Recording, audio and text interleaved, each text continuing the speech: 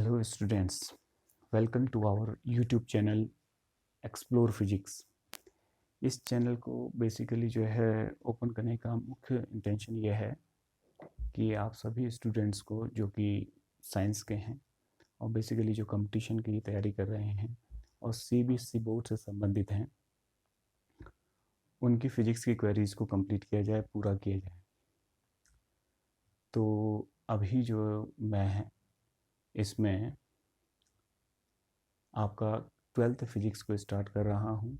इसको chapter wise मैं आपको पढ़ाऊँगा और इन द सेम टाइम जो है मैं आपको इसमें कंपटीशन के क्वेश्चंस भी जो है इन्वॉल्व करूँगा और बहुत सारे न्यूमेरिकल्स इसमें इन्वॉल्व होंगे। हर टॉपिक में से संबंधित न्यूमेरिकल्स मौजूद होंगे और कुछ समय बाद मैं जो है आपका 11th के का साइंस भी जो है स्टार्ट करूँगा और उसमें फ़िज़िक्स को चालू करूँगा। तो बेसिकली जो है मुझे जो है इस चैनल को ओपन करने का मुख्य इंटेंशन मेरा ये है कि सभी बच्चों की जो फिज़िक्स की क्वेरीज़ है और उसे चैप्टर वाइज कैसे पढ़ा जाए, इसके बारे में मैंने जो है ये चैनल ओपन किया है। तो अगर आपकी कोई फिज़िक्स की क्वेरीज़ हो तो आप मुझे इस चैनल में सब्सक्राइब करके पूछ सकते हैं। तो बेसिकली मैं ज़्यादा समय ना लेते हुए जो है आपका क्लास 12th फिजिक्स जो है स्टार्ट करता हूँ, जिसका पहला चैप्टर है इलेक्ट्रिक चार्जेस एंड फील्ड्स। तो इलेक्ट्रिक चार्जेस एंड फील्ड क्या है और ये इसमें हमें क्या क्या पढ़ना है, इस चीज़ को हम पढ़ रहे हैं। तो इसमें हम बेसिकली चार्ज को एट रेस्ट में पढ़ते हैं। चार्ज क्या है, उसकी प्रॉपर्टीज़ क्या हैं, फिर उससे संबंधित जो भी बाकी बातें हैं वो धीरे धीरे एक्सप्लोर करेंगे। जैसा कि मेरे चैनल का नाम ही है आपका एक्सप्लोर फिजिक्स। तो आप सभी लोग जो है देखिए, आपको बड़ा मज़ा आएगा पढ़ने में। तो सबसे पहला जो हमारा टॉपिक चालू होता है इस चैप्टर को स्टार्ट करने के लिए, तो जो कि हमारा पहला चैप्टर है फिजिक्स का। ये चैप्टर पर बेसिकली पहले इलेक्ट्रोस्टैटिक के नाम से जाना जाता था, लेकिन अभी इस चैप्टर को 2 चैप्टर्स में ब्रेक कर दिया गया है और पहला जो चैप्टर है उसका नाम है इलेक्ट्रिक चार्जेस एंड फील्ड। तो इसमें सबसे पहला जो टॉपिक आता है वो आपका है इलेक्ट्रोस्टैटिक।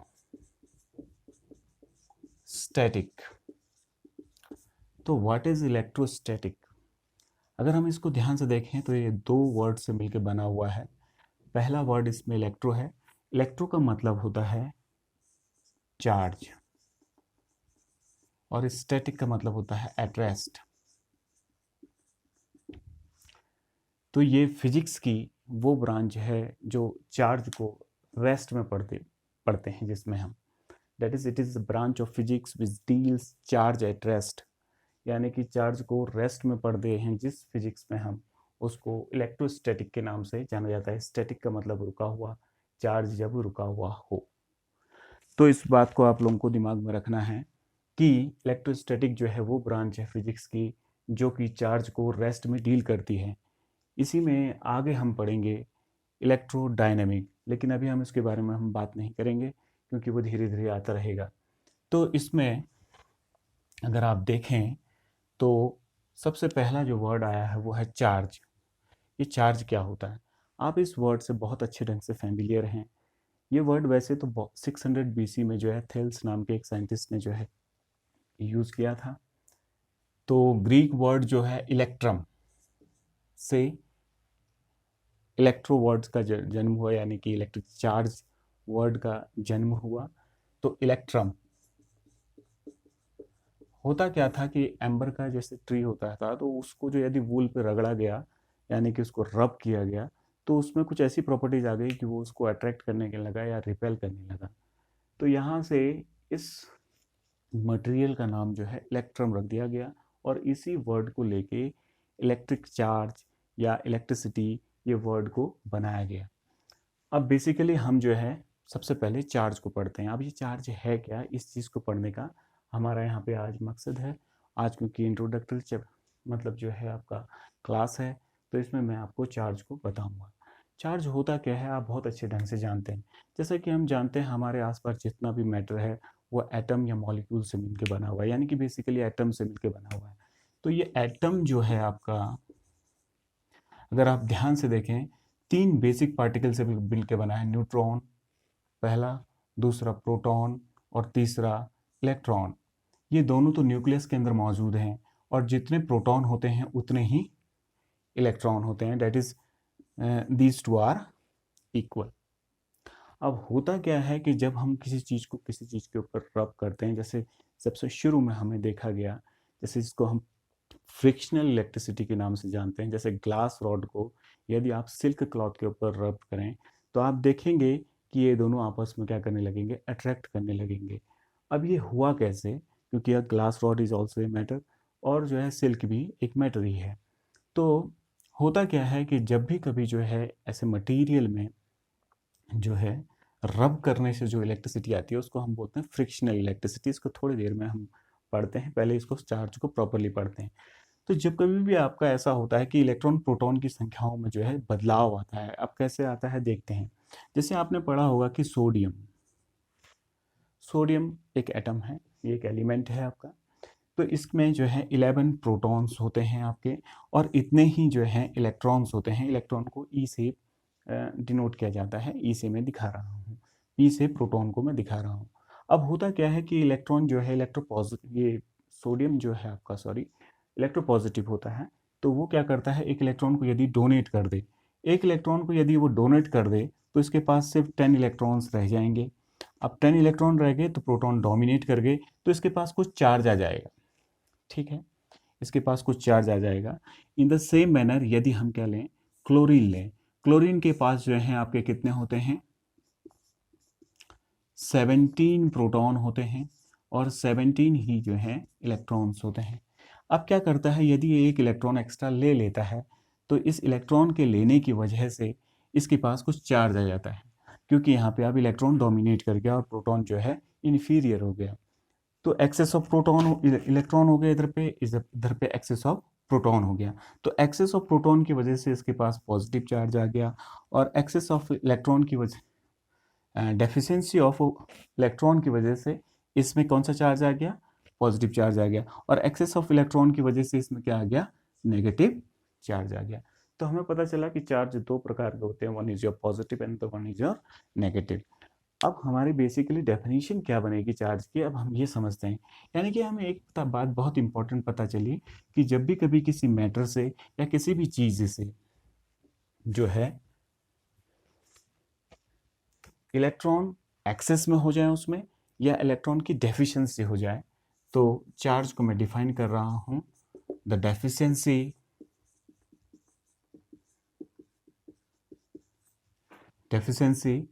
और access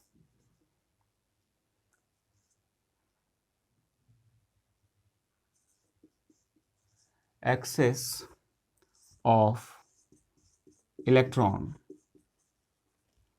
in a matter develop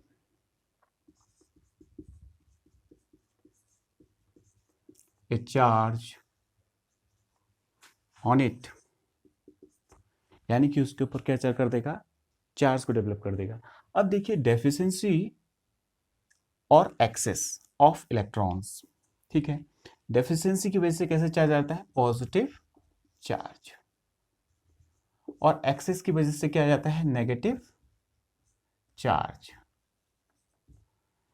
तो ये बात हमें याद रखनी है, द डेफिशिएंसी और excess of electrons in a matter developed a charge on it.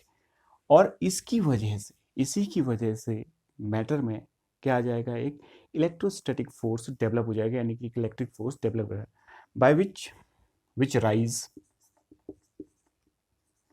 which rise a electric force between them,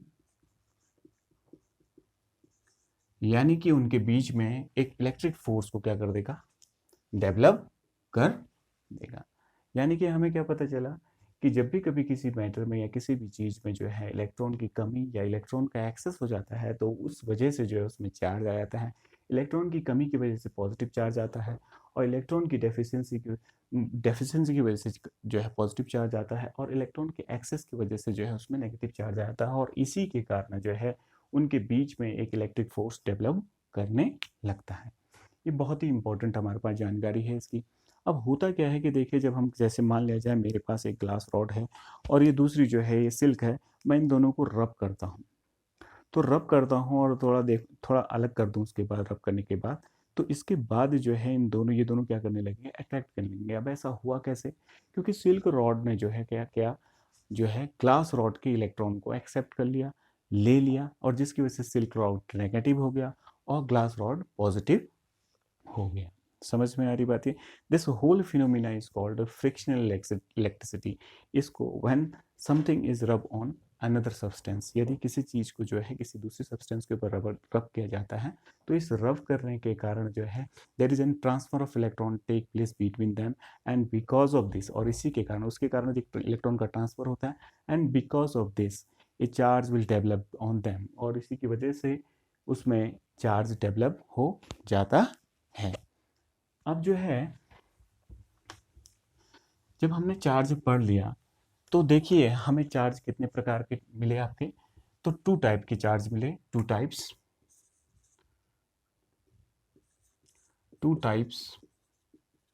of charges, that is one is your positive and the one is your negative. Negative sign लगा के we लिख दिया मैंने, positive we लिख दिया ऐसा करके। तो एक पॉजिटिव चार्ज होता है, एक नेगेटिव चार्ज होता है, ठीक है। अब बेसिकली देखा होगा आपके पास जब भी कोई फिजिकल क्वांटिटी होती है तो उसको मेजर करने के लिए आपके पास कुछ ना कुछ यूनिट होती है। तो जाहिर सी बात है चार्ज को मेजर करने के लिए भी आपके पास कोई ना कोई यूनिट होगी।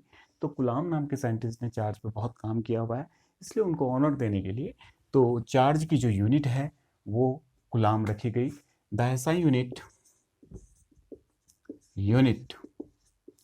Of charge is कुलाम, कुलाम denoted by C। लेकिन सीजीएस में भी इसको मेजर कर सकते हैं, डेट इज सेंटीमीटर, ग्राम और सेकेंड्स में भी इसको मेजर कर सकते हैं। ये तो ऐसा यूनिट है, इंटरनेशनल सिस्टम ऑफ यूनिट के अनुसार इसको कुलाम में मेजर किया जाता है। लेकिन इन सीजीएस सिस्टम यूनिट क्या होती है इसकी? यूनिट होती है इसकी, पहली यूनिट इसकी क्या है, स्टेट कुलाम, और दूसरी, और या आप फ्रैंकलिन लिख सकते हैं, फ्रैंकलिन डिनोटेड बाय FR, और इसको स्टेट सी लिखते हैं, ठीक है। अब इन दोनों के बीच में relation between coulomb and Franklin या स्टेट कुलाम, फ्रैंकलिन, तो इनके बीच में रिलेशन यह है कि 1 coulomb is equal to 3 × 10⁹ stat coulomb और फ्रैंकलिन।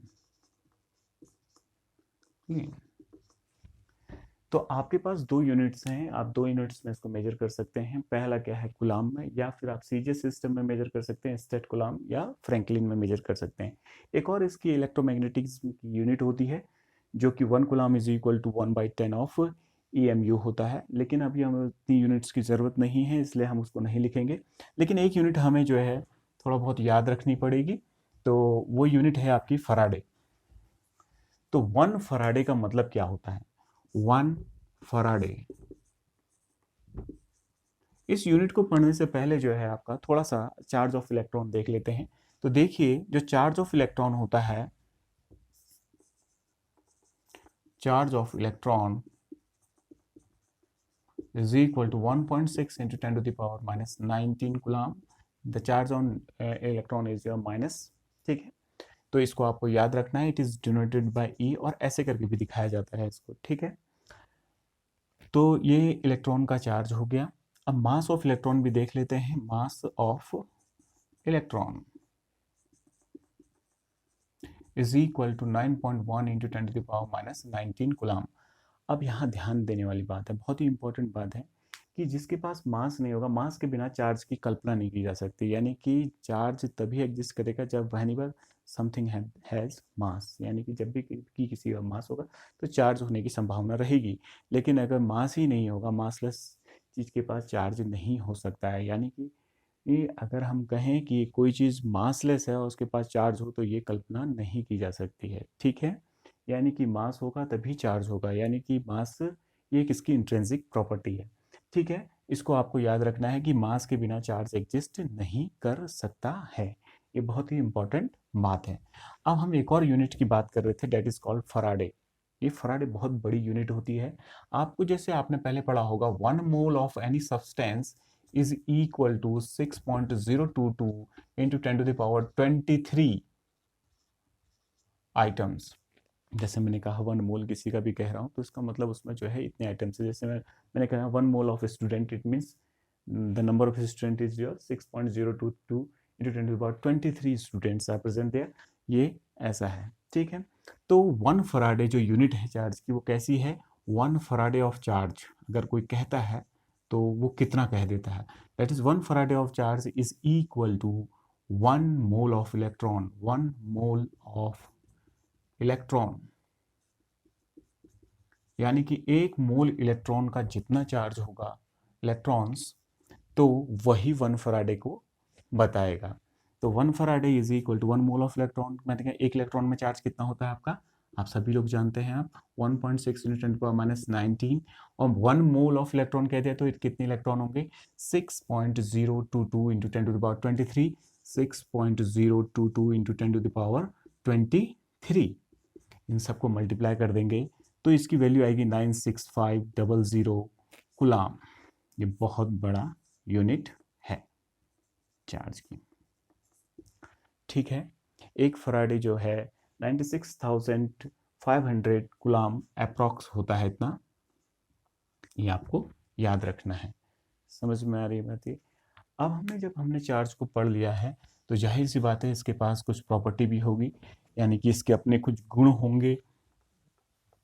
तो वो गुण क्या क्या हो सकते हैं एक चार्ज के, तो वो गुण क्या क्या हो सकते हैं भाई, तो हम पढ़ रहे हैं प्रॉपर्टीज ऑफ चार्जेस। प्रॉपर्टीज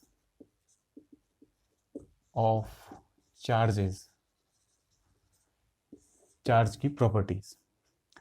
तो पहली प्रॉपर्टी क्या होती है, हमने ऐसा देखा कि यदि हम पॉजिटिव और पॉजिटिव को चार्ज को लाएं तो हमें कुछ महसूस हुआ, एक्सपेरिमेंटली हमने देखा, या नेगेटिव चार्ज को लाएं तो हमने कुछ देखा होगा, और पॉजिटिव और नेगेटिव को लाएं या नेगेटिव या पॉजिटिव को लाएं तो हमने देखा जब हम पॉजिटिव को लाते हैं तो रिपेल करते हैं। वो क्या करते हैं, रिपेल करते हैं। नेगेटिव को लाते हैं तो अगेन वो रिपेल करते हैं।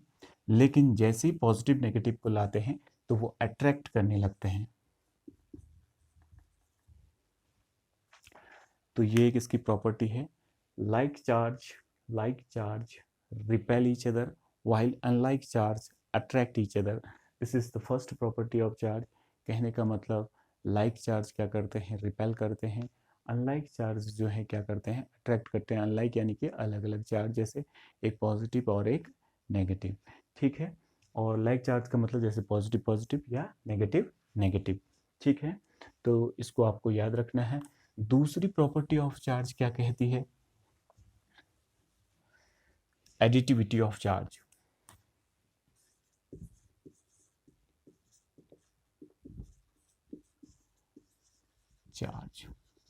और एडिटिव नेचर ऑफ चार्ज।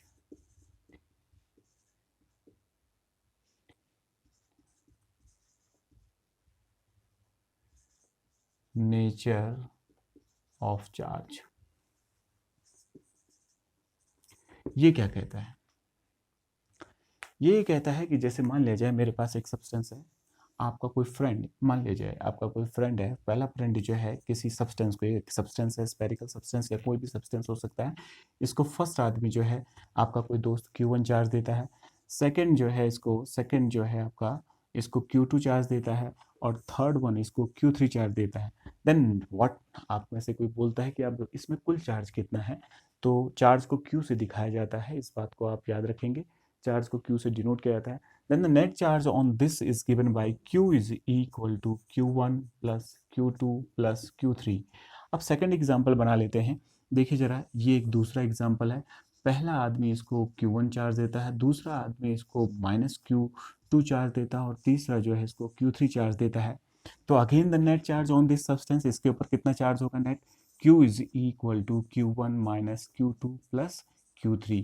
तो हमें क्या पता चला इधर से, अगर हम ध्यान से देखें तो हमें क्या पता चला, आप देखिए जरा इस चीज को, हमें क्या पता चल रहा है कि अगर आपके किसी भी सब्सटेंस के ऊपर जो चार्ज आता है, आप जो भी चार्ज देते हैं, वो उनका एल्जेब्रिक सम हो जाता है। क्या हो जाता है उसका, एल्जेब्रिक सम हो जाता है। That is charge on any substance is always equal to algebraic sum of charge given to that substance.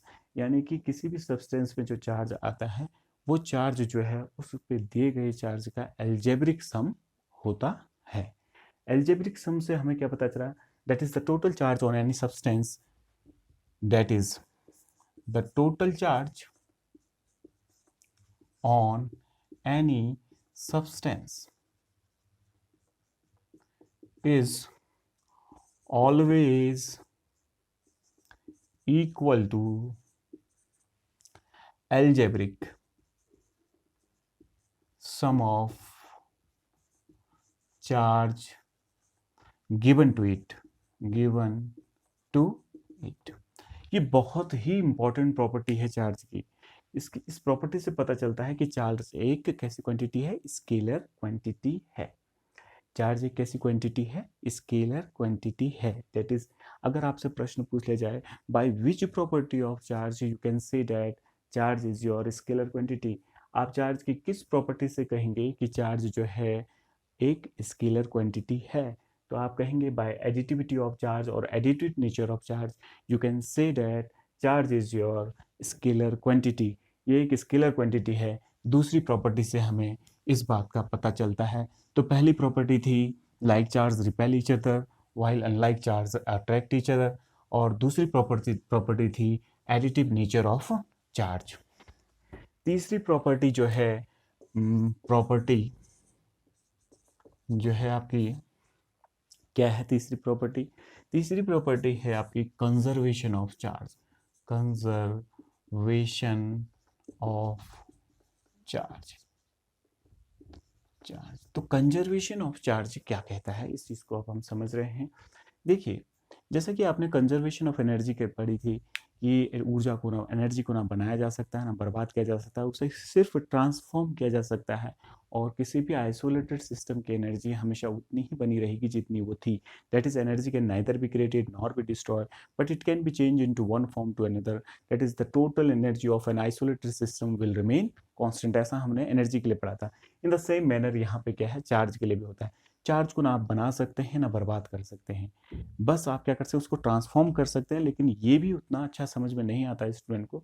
लेकिन आप ऐसा कह सकते हैं कि किसी भी आइसोलेटेड सिस्टम का जो चार्ज है वो उतना ही बना रहेगा जितना वो पहले से था। आप उसको ना बना सकते हैं ना बर्बाद कर सकते हैं। फॉर एग्जाम्पल, जैसे मान लिया जाए मेरे पास एक आइसोलेटेड सिस्टम है, ये एक सिस्टम है, ठीक है। इसमें एक मटीरियल है, अब ये न्यूट्रल है, ठीक है। इस सिस्टम के अंदर का ये एक सिस्टम है, ये पूरा सिस्टम आइसोलेटेड सिस्टम, अब ये न्यूट्रल है। इसने क्या किया, 10 इलेक्ट्रॉन दे दिए, तो ये -10 इलेक्ट्रॉन आ गया। इसमें तो यहाँ से बाहर निकल गई, इसमें डेफिशिएंसी आई है, इसमें +10 इलेक्ट्रॉन का क्या आ जाएगा, चार्ज आ जाएगा। अभी भी देखिए इसका चार्ज 0 है, क्योंकि ये इसी सिस्टम का हिस्सा है। नेट चार्ज के साथ +E और ये +E और ये 10 -E हो गया, तो कुल मिला के अभी भी कितना है, 0 है। ना आपने चार्ज को बनाया ना बर्बाद किया। अब हम दूसरा बना लेते हैं एग्जाम्पल एक और, ठीक है। दूसरा एग्जाम्पल कर लेते हैं। जैसे मान लिया जाए आपके पास जो है एक सिस्टम है, इस सिस्टम को ध्यान से देखिए। अगर इस सिस्टम को अगर आप ध्यान से देखेंगे तो आपको क्या पता चलेगा, इसको करते हैं, देखो थोड़ा ध्यान से। मान लिया जाए इसमें 2 चार्जेस हैं, ठीक है। एक में जो है 3 कूलम चार्ज है और एक में -4 कूलम चार्ज है। और ये एक आइसोलेटेड सिस्टम है। ये जो बनाया गया है ये बेसिकली आइसोलेशन के लिए बनाया गया है। कुछ समय बाद क्या हुआ, इसी सिस्टम के अंदर ये जो पहला वाला चार्ज था इसमें -2 कूलम हो गया, और दूसरे वाले में कितना चार्ज होगा ये आपसे पूछा गया।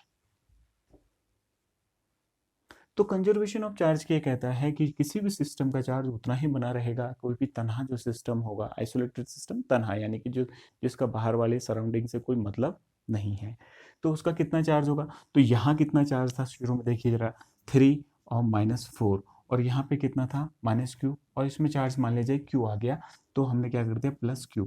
लेकिन ये 2 हो गया, -2 और +Q, तो कंजर्वेशन ऑफ चार्ज क्या कहता है कि किसी भी आइसोलेटेड सिस्टम का चार्ज उतना ही बना रहेगा। तो जाहिर सी बात है जितना चार्ज यहाँ है उतना चार्ज यहाँ भी होगा, तो हम इन दोनों को बराबर लिख सकते हैं। तो देखिए Q जो यहाँ पे हमें चार्ज पूछा गया वो कितना होगा, -1 यहाँ से निकला, 3 - 4 - 1 इज इक्वल टू -2 + Q, और Q इज इक्वल टू, ये इधर जाएगा तो +1 कूलम, ये इधर जाएगा तो +2 हो जाएगा, तो -1 + 2 दैट इज +1 कूलम। तो यानी कि इसका चार्ज कितना होना चाहिए, +1 कूलम होना चाहिए। अब इसमें एक बहुत अच्छे अच्छे एग्जाम्पल और भी हैं, जैसे पेयर एनिहिलेशन और पेयर प्रोडक्शन। तो पेयर प्रोडक्शन में क्या होता है, देखिए जरा, जब जो है न्यूक्लियस के अंदर जब गामा रे फोटोन पड़ती है, ये गामा रे फोटोन है, ये क्या होती है, दो चार्ज पार्टिकल में ब्रेक करती है। One is your positron, another one is your electron. तो positron is your positive electron, यानी कि जिसका चार्ज जो है कितना है, पॉजिटिव है। जितना इलेक्ट्रॉन का चार्ज कितना होता है, 1.6 × 10⁻⁹, और ये तो इलेक्ट्रॉन का नेगेटिव है, तो पॉजिट्रॉन का कितना होगा, 1.6 × 10⁻⁹ कूलम। यानी कि एक गामा रे का चार्ज कितना होता है, 0 होता है। और जब ये गामा रे जो है टूटी है न्यूक्लियस के अंदर इलेक्ट्रिक आर्क में, तो ये एक पॉजिट्रॉन में टूटी है और दूसरी क्या है, ये पॉजिट्रॉन है, positron that is positive electron, और ये क्या है आपका इलेक्ट्रॉन है। तो नेट चार्ज देखिए, इनिशियली यहाँ पे रिएक्टेंट साइड में देखिए नेट चार्ज 0 है, क्योंकि गामा रे का जो है चार्ज कितना होता है आपका 0, बिफोर जो है ये भी 0 है, और यहाँ पे भी नेट चार्ज कितना है आपका, नेट चार्ज 0 है। इसको बोलते हैं पेयर प्रोडक्शन। पेयर प्रोडक्शन क्यों कहा गया है इसको, बिकॉज गामा रे फोटोन जो है किसमें टूटी है आपकी, दो मतलब इलेक्ट्रॉन और पॉजिट्रॉन का पेयर बनाया है, that's why this phenomena is called pair production, that is gamma ray photon is break into positron and electron। और दूसरा जो है इसको बोलते हैं पेयर प्रोडक्शन, पेयर प्रोडक्शन। अब पेयर एनिहिलेशन, एनिहिलेट कर जाना यानी कि नष्ट कर जाना। जैसे इसमें क्या होता है, तो गामा रे फोटोन, देखिए न्यूक्लियस के अंदर ही जो है जब पॉजिट्रॉन और इलेक्ट्रॉन जो है मिलते हैं, तो ये जो है 2 गामा रे फोटोन बना देते हैं। गामा रे का चार्ज कितना होता है, 0, और इन दोनों को अगर सम करोगे तो 0। इसको बोलते हैं पेयर एनिहिलेशन, एनिहिलेट कर जाना, एनिहिलेशन, ठीक है। एनिहिलेट कर जाना कहने का मतलब क्या है, नष्ट हो जाना पेयर का। तो आप देखिए शुरू में भी जितना चार्ज था उतना बाद में भी है, यानी कि हम ऐसा कह सकते हैं कि चार्ज हमेशा कंजर्व रहता है, ठीक है। इससे संबंधित न्यूमेरिकल हम आगे करेंगे, लेकिन पहले मैं प्रॉपर्टीज सारी पढ़ा देता हूँ। और हमारी 4th प्रॉपर्टी है क्वांटाइजेशन ऑफ चार्ज।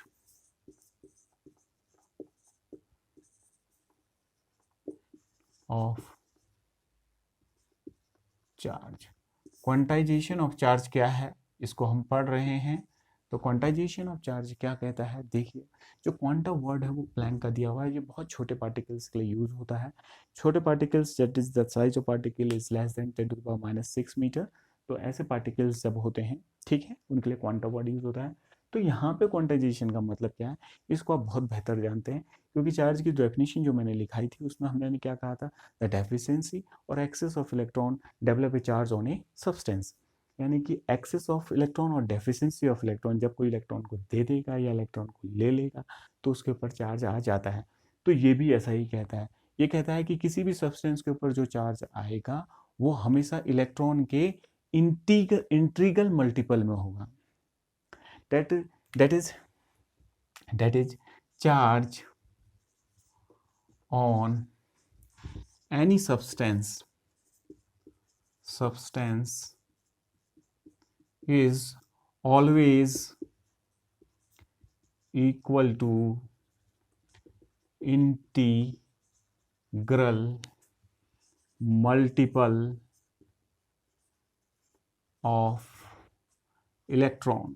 अब ये इंटीग्रल मल्टीपल ऑफ इलेक्ट्रॉन क्या है, इलेक्ट्रॉन, अब ये इंटीग्रल मल्टीपल ऑफ क्या है, यानी कि इंटीजर के मल्टीपल में होगा। यानी कि ऐसा नहीं हो सकता चार्ज, जैसे मैं कहूँ कि इसके ऊपर जो चार्ज आया वो इस प्रकार से आएगा, 1 इलेक्ट्रॉन का आ सकता है, 2 इलेक्ट्रॉन का आ सकता है, 4 इलेक्ट्रॉन का आ सकता है, यानी कि पूरे नंबर का, यानी कि इंटीजर्स के मल्टीपल में होगा। इंटीजर यानी कि पूर्ण नंबर, यानी कि पूरा नंबर, बीच का नंबर, जैसे 1/2, 1/3, 1/4 ऐसा नंबर नहीं, या 2/4 ऐसा नंबर नहीं। समझ में आ रही बात? ये यानी कि पूरे पूरे नंबर में ऐसा क्यों कहा, ये तो आप पहले से जानते हैं। इसको सिर्फ एक प्रॉपर्टी बना दी गई है, इसको तो आप हमसे बेहतर जानते हैं। कैसे जानते हैं?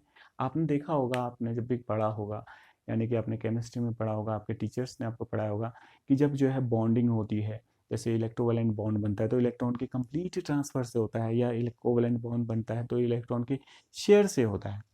शेयर कंप्लीट शेयर करता है, वो ऐसे करके शेयर करेगा। समझ में आ रही बात? यानी कि आपने कभी नहीं सुना होगा कि उसने आधा इलेक्ट्रॉन ट्रांसफर किया, या 1/3 इलेक्ट्रॉन ट्रांसफर किया, या 1/4 इलेक्ट्रॉन ट्रांसफर किया, या फिर 1/4 इलेक्ट्रॉन शेयर किया। यानी कि फ्रैक्शनल में नहीं होगा। तो किसी के ऊपर भी जो है इंटीजर के मल्टीपल में इलेक्ट्रॉन आएगा। जैसे मेरे ऊपर चार्ज आया तो मैं ऐसा कहूँगा 10 गुलाम का चार्ज आया, 15 गुलाम का चार्ज आया, 18 गुलाम का चार्ज आया, या हजारों गुलाम का, यानी कि एक प्रॉपर एक नंबर होगा, या वो भी पूर्ण नंबर होगा, यानी कि इंटीजर होगा। फ्रैक्शन में जैसे मैं ऐसा नहीं कह सकता मेरे को 1/2 इलेक्ट्रॉन का चार्ज आया। ठीक है, तो ये चार्ज का जो है तो एक कल्पना है, बहुत अच्छी जो है, बहुत ही अच्छी प्रॉपर्टी है, और इससे बहुत अच्छे अच्छे न्यूमेरिकल्स हमारे बनते हैं जो हम आगे करेंगे। तो यदि इसके ऊपर पूरा एक सब्सटेंस है जिसके ऊपर पूरा चार्ज क्यू है, this charge can be written as n into e. N is your any integer, that is वो 1 हो सकता है, 2 हो सकता है, 3 हो सकता है, 4 होता है, सो ऑन। इंटीजर कहाँ तक जा रहे हैं? इनफाइनाइट तक जा रहे हैं। और ये प्लस माइनस लिखने का सेंस क्या है? क्योंकि चार्ज जो है पॉजिटिव भी है और नेगेटिव भी है। अब बच्चा सोचेगा क्या है, इलेक्ट्रॉन से छोटा चार्ज होता है, नहीं होता है? होता है, लेकिन ये हमारे थोड़े कोर्स उसमें नहीं है, लेकिन फिर भी आपको थोड़ा सा बताने के लिए मैं करता हूँ। क्वार्क, क्वार्क जो होते हैं हमारे पास 2 प्रकार के से 6 प्रकार के होते हैं, लेकिन क्वार्क जो है आपका, जो हम लोग कर रहे हैं, तो एक अप क्वार्क होता है जिसकी वैल्यू जो है इतनी होती है 2e अपॉन इलेक्ट्रॉन का चार्ज फ्रैक्शन में, ये फ्रैक्शन में है, लेकिन ये सिर्फ न्यूक्लियस तक संबंधित है, ये बाहर नहीं है, क्योंकि जिसके ऊपर भी चार्ज आता है वो इलेक्ट्रॉन के ट्रांसफर की वजह से आता है, न्यूक्लियस के चार्ज से चार्ज किसी के ऊपर नहीं आता। समझ में आ रही होगी बात सभी को? तो ये अपक्वार्क है, अपक्वार्क है, ठीक है। और एक और होता है आपका जिसको डाउन क्वार्क बोलते हैं। इसी जो है, इससे जो है न्यूट्रॉन और प्रोटॉनों का निर्माण होता है, ठीक है। एक प्रोटॉन के निर्माण में क्या क्या लग सकता है? देखो कितने अपक्वार्क होंगे, 2 अपक्वार्क होंगे 2e, और एक और अपक्वार्क, ठीक है, और माइनस एक down quark, that is e/3। इसको सम करो, देखो ये e आएगा। एक प्रोटॉन के पास जो है इलेक्ट्रॉन के बराबर ही चार्ज होता है, लेकिन नेगेटिव पॉजिटिव होता है, ठीक है। और न्यूट्रॉन के ऊपर कितना होता है? देखो 2 डाउन क्वार्क होते हैं, एक अप क्वार्क होता है, 2 डाउन क्वार्क। डाउन क्वार्क क्या है आपका? तो कुल चार्ज कितना हो जाएगा आपका? 0। तो लेकिन हमें ये चीज़ सिर्फ एक्स्ट्रा के लिए पढ़नी है, ये जो मैंने बताया आपको ये सिर्फ एक्स्ट्रा है कि चार्ज इससे छोटा भी एग्जिस्ट करता है, लेकिन नेचर में एग्जिस्ट नहीं कर सकता। ये न्यूक्लियस के अंदर की बात है, क्योंकि प्रोटॉन और न्यूट्रॉन कहाँ मिलते हैं? न्यूक्लियस के अंदर। This is your up quark, this is your down quark, ठीक है। तो एक प्रोटॉन के निर्माण के लिए 2 अप क्वार्क और एक डाउन क्वार्क मिलता है, तब जाके एक प्रोटॉनिक चार्ज आता है, दैट इज ई आता है, that E is that charge on proton is your 1.6 newton to power -19 coulomb, but it is your positive charge. और charge on neutron is your 0, it has 2 down quark और एक 1 up quark. लेकिन अभी हमें इसको समझना नहीं है, क्योंकि ये तो सिर्फ आपको इसलिए जानकारी के लिए दिया गया है कि आप चार्ज इससे छोटा भी एग्जिस्ट करता है, लेकिन ये न्यूक्लियस में, नेचर में एग्जिस्ट नहीं कर सकता, ठीक है। और हम नेचर में पढ़ेंगे यार चार्ज, क्योंकि जो है चार्ज किसी सब्सटेंस में आ रहा है, वो न्यूक्लियस की वजह से नहीं आ रहा, वो इलेक्ट्रॉन के ट्रांसफर की वजह से आ रहा है। तो ये तो न्यूक्लियस के अंदर की बात है, तो इसको हम अब नहीं ले सकते अपने इसमें अभी, क्योंकि ये तो क्वांटम का पोर्शन है, अभी हम इसको इन्वॉल्व इसमें नहीं कर सकते। और इससे संबंधित हम जो है आगे न्यूमेरिकल करेंगे। अब last property, that is fifth property of charge is your, what is your fifth property of charge? Fifth property of charge को बनाने का मुख्य उद्देश्य ये था कि थ्योरी ऑफ रिलेटिविटी में एक रिलेशन है जो ये बताता है कि यदि if an object is moving with comparable to the velocity of light, then the mass of the object will change. अब इसको समझते हैं जरा। 1 - v² / c², where m0 is your rest mass of the object. ये क्या है आपका? Rest mass है ऑब्जेक्ट का, रेस्ट मास।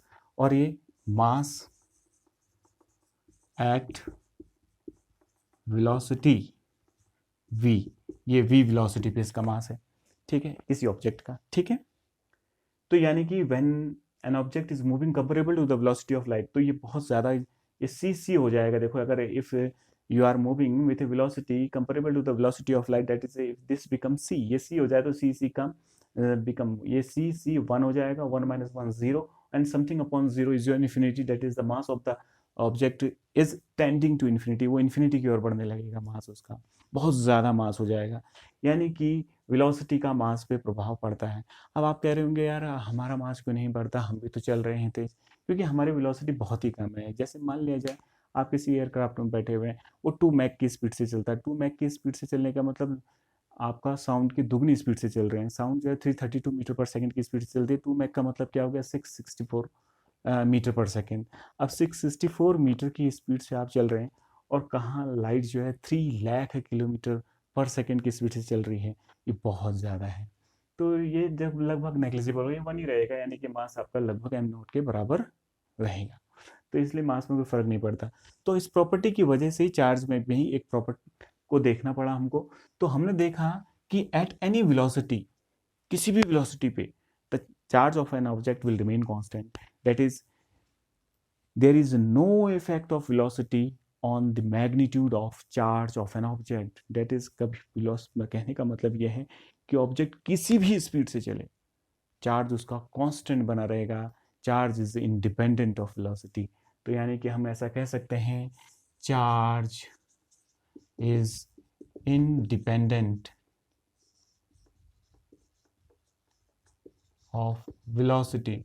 मान लीजिए ऑप्शन आ गए आपके, जैसे सीबीएसई में क्वेश्चन पूछ लिया कि if a charge is moving with, if a charge of 1 coulomb is moving with a velocity of light, that is 3 into 10 to the power 8 meter per second, then its velocity will increases, पहला option, its velocity will decreases, will remain same, none of these। ऐसे आ गया तो आप क्या कहेंगे, its charge will remain same। ठीक है, जैसे क्वेश्चन पूछा गया, if 1 coulomb of charge is moving with a velocity of light, velocity of light से मूव कर रहा है, आपसे ऐसा कहा गया, देन ऑप्शन दिए गए आपके, charge will remain same, charge will increases, charge will decreases, none of this. तो आप क्या लिखेंगे, चार्ज विल रिमेन सेम। तो ये हमारी कुछ चार्ज की प्रॉपर्टीज थी। अभी हमें इस पर और भी बातें करनी हैं, क्योंकि इससे संबंधित न्यूमेरिकल आज नहीं हो पा रहे हैं। तो ये मेरा पहला लेक्चर था, और मैं इस लेक्चर को कंटिन्यू करूँगा, और इससे संबंधित न्यूमेरिकल नेक्स्ट टाइम, यानी कि कल आपको मिलेंगे। तो आज के लिए इतना ही, धन्यवाद।